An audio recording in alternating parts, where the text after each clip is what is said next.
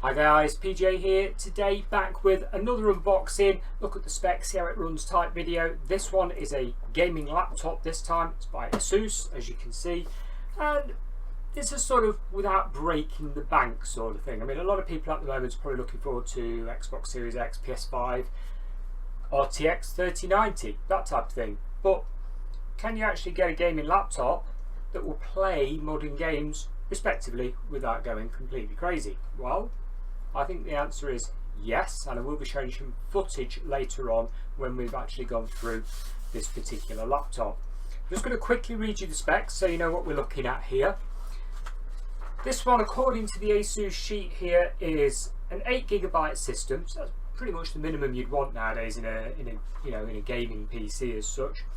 It's got a Ryzen 5 3550 CPU, which runs at 2.1 and will turbo up to 3.7. Now, there is a little advisory there, I must admit. We've had this running and tested it, and it's pretty loud. Okay, the fans really do kick in this when it's on its turbo mode, but it's nothing too bad, you know, just warning you, it does have some fan noise. It's got a 4GB GTX 1650, and the screen runs at 144Hz, depending on the game, of course. It's 1080p screen, and it's an IPS. The keyboard lights up, you know, it's got RGB and everything. So it's a nice bit of kit. It does the job. Let's have a look what you get in the box. Like I said, there's the fact sheet to it. Now this is an Asus TUF, let me get this right, FX505DT. Okay, and these retail around the £700 mark, 700, 750-ish, depending where you get them from. Like I say, you can go on Asus's website and have a look for this particular one. Let's have a look what we get in the box. So first off, it's quite well packaged, as you can see. There's a load of air card all the way around it. So this is a TUF gaming one, so in other words, it's meant to be a very strong case. It's meant to withstand the rigours of being sort of hauled around. We have a warranty card here.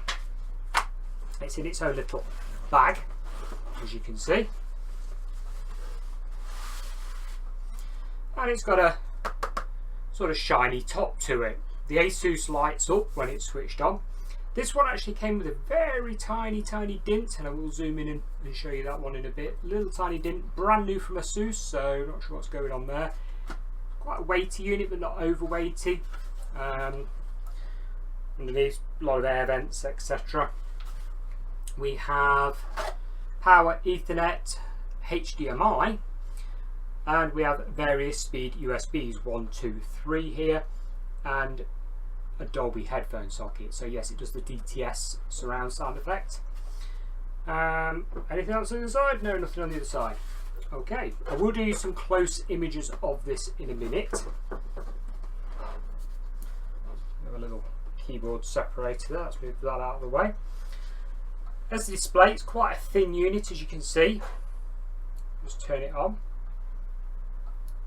It does glow, as I was saying. You should be able to see that here if we turn some lights off, guys. Let me turn some lights off and see if you can see the keyboard lighting up. There we go. I think you can quite easily see that. You can actually program it. You can have it stay on one colour or RGB through everything, whichever you prefer to do.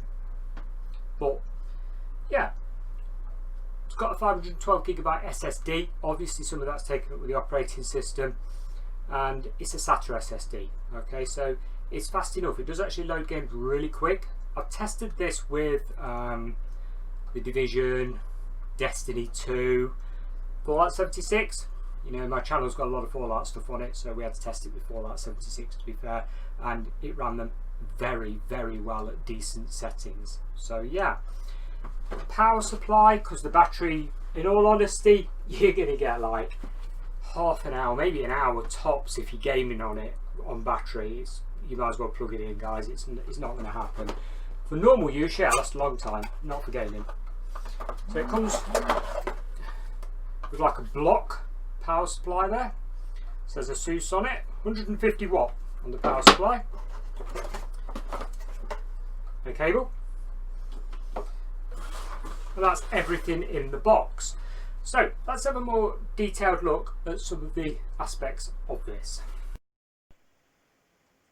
First up, got myself Destiny 2 running on this, as you can see just there.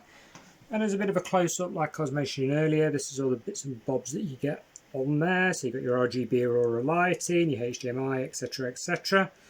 Quite a few specs there, as you can see.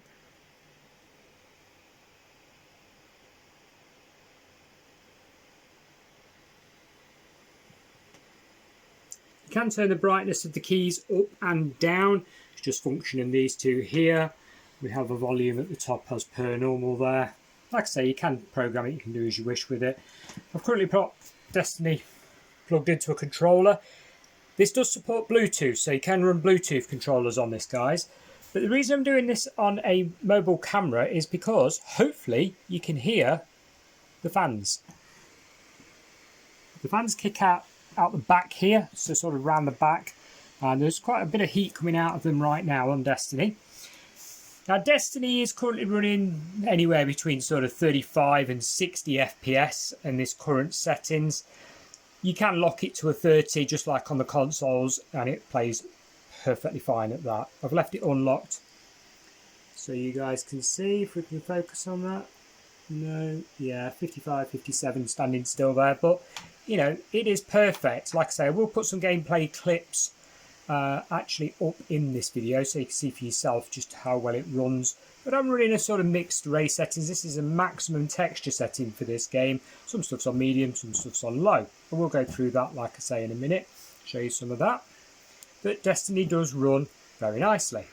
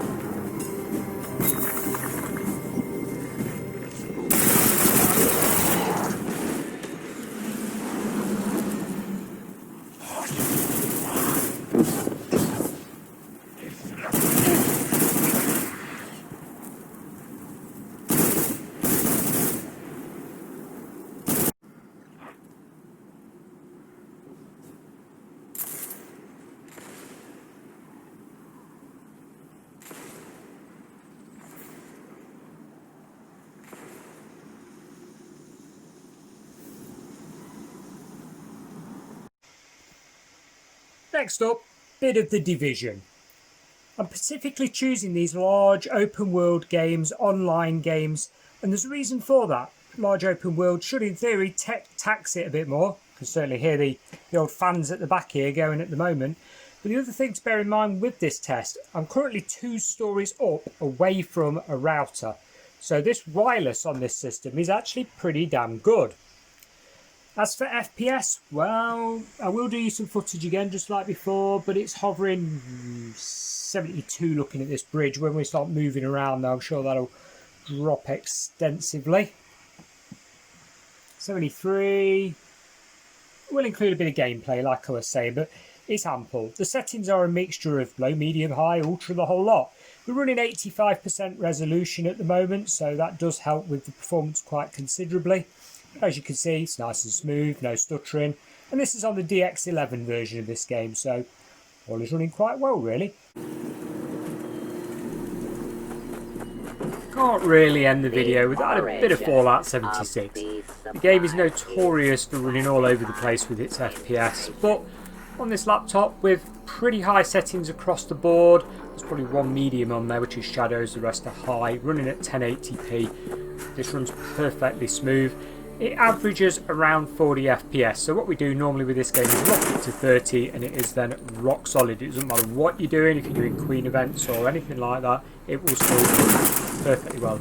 And I'm sure, as you can see, for an old engine such as in a Fallout game, it looks quite respectable.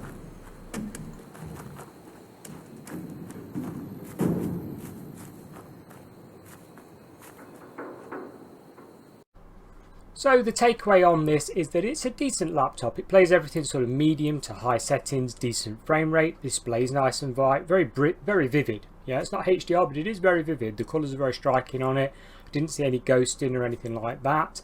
Niggles, yeah, the battery life is really poor when gaming, but I suppose that's to be expected. Half an hour to an hour, like I was saying.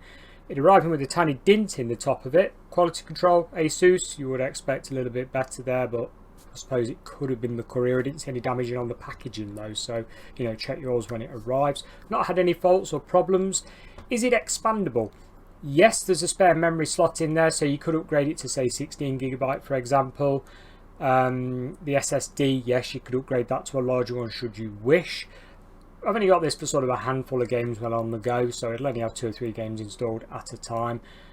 But yeah, it plays everything. Do I think it's future proof? Well, brand new consoles are just about to launch next month, but for the next couple of years everything's going to be cross-generation anyway, so if it's got to work on an Xbox One, an original Xbox One, it most certainly will work on that laptop without a doubt, and actually run it a lot better. So I think you're safe for at least a couple of years before they start, you know, sort of really pushing the hardware limits, and even then, as long as you're not playing the latest state-of-the-art cutting-edge ray-traced game, that laptop will be absolutely fine, guys. So I personally think you've got 3 to 4 years use out of that laptop for £750. It's not a lot of money, not by gaming laptop standards anyway. I'd say that's a respectable purchase. So yeah, gets my thumbs up. I've been using it for a few weeks now, had no problems at all with it. So hopefully this was sort of some help to you guys. If it was, give me a like, think about subscribing for future content, and I'll catch you again next time. Bye for now.